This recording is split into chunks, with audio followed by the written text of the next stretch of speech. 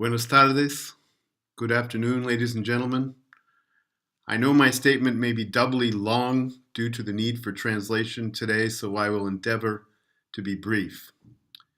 My name is Jim Puckett, and I'm founder and executive director of the Basel Action Network, BAN. BAN is the only civil society organization in the world focused on the international trade in hazardous waste, products, and technologies. BAN's work promoting environmental justice has been widely praised, including by industry organizations and many governments. As an expert on the transboundary movement of hazardous waste, I personally have worked on the Basel Convention on the control of transboundary movements of hazardous waste and their disposal continuously from 1989, and have done so side by side with Chilean and other GRULAC delegates for those many years. Most recently, our shared work with Chile concerned matters regarding electronic waste, legal definitions, and bringing the BAN amendment into force at the earliest possible date. Early this year, BAN, together with the Chilean environmental organizations TERRAM and FEMA, wrote a letter and submission to the Chilean government regarding the newly proposed national legislation on hazardous waste management. We wrote this letter with great urgency, and in my case, from a great distance, because the proposed legislation threatens to undermine not only the Basel Convention and its decisions, but Chile's standing in the community of nations as well. It is still a shock to me that this letter was even necessary, knowing as I do the excellent record of Chile vis-a-vis environmental justice on the global stage. We three NGOs raised alarm about three particular parts of the newly proposed legislation. First, proposed Article 8, taken together with Article 4, describes trade controls that are less rigorous for waste destined for recycling than the trade controls for waste destined for final disposal. Such a lowering of controls for recycling destinations, which can be equally hazardous to the environment as final disposal, is contradictory to the Basel Convention, which requires equal trade controls for all destinations of hazardous waste. Second, proposed Article 36 allows hazardous waste to be exported from Chile to any country if there is some kind of guarantee of environmental sound management or if there are multilateral agreements in place. This is stated even though the BAN amendment does not allow such exceptions for any reason, and the convention itself allows for no reservations.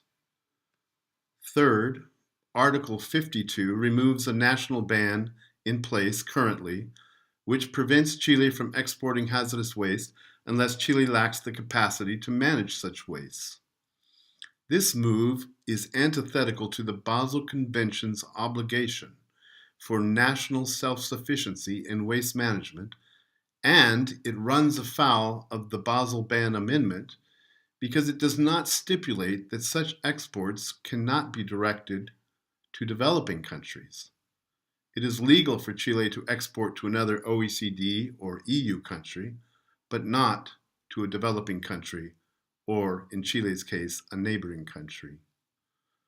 As yet, we have not received an answer to our submission, but have been able to read the Environment Minister's response to the Honorable Congressional Representatives Robles and Mello, who raised similar concerns in letters of their own. And we are very surprised by the answers they received. First, it is simply legally incorrect for Chile to ignore the primary obligations on all Basel parties, and this is particularly true now that Chile has become party to the Organization for Economic Cooperation and Development, OECD, and thus is now seen as a developed country.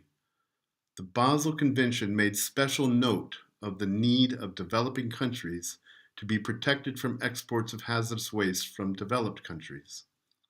Article 42b of the Convention makes it very clear that all parties must aim to become self-sufficient in hazardous waste management. This is especially true for a developed OECD country like Chile. It was on this basis that the Basel Ban Amendment was enacted, to enforce that self-sufficiency obligation, first and foremost on developed countries, which Chile has now become. The Ban Amendment strictly forbids hazardous waste from being exported for any reason from developed to developing countries. Chile knew well this particular obligation when it championed the Ban Amendment in the early days, when it worked diligently in the diplomatic effort to achieve an early entry into force of the amendment under the country-led initiative, and finally, when it ratified the amendment upon entering the OECD. The minister's response to lawmakers Robles and Melo, implying that it is perfectly normal and acceptable for Chile to ignore their ratification of the Ban Amendment simply because the amendment is not yet in force, belies a grave misunderstanding of international law. We would strongly suggest that legal experts from the Foreign Affairs Ministry be called in to provide an opinion on this suggestion.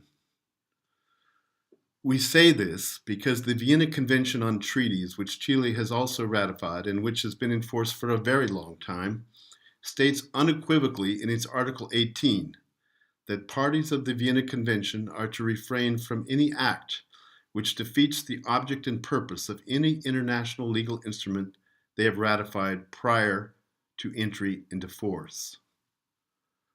Passing a law which allows the very trade that the amendment prohibits is certainly an act that defeats its object and purpose. In other words, Chile's statement that they can simply ignore the Ban Amendment that Chile has ratified because it currently lacks but 7 countries before it enters into force is not only short-sighted, it is unethical, and it is illegal. It is important to understand that already there are 88 countries that have ratified the amendment.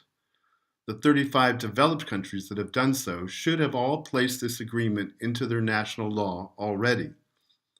Certainly we know that all of the 27 EU and 4 EFTA countries of Europe have done so.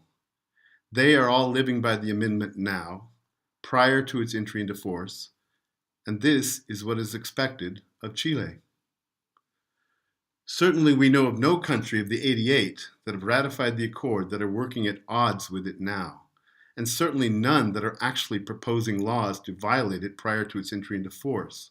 Again, doing so not only would be hypocrisy, it is in fact illegal.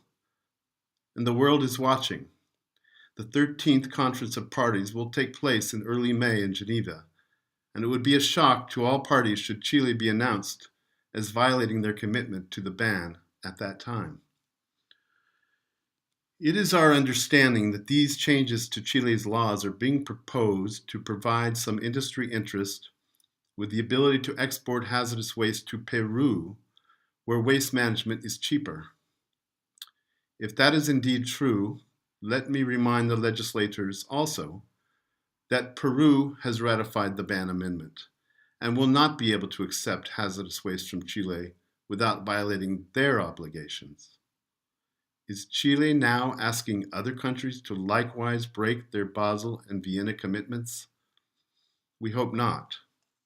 In our submission, we have provided more detail as to the fallacy and illegality of the new proposals.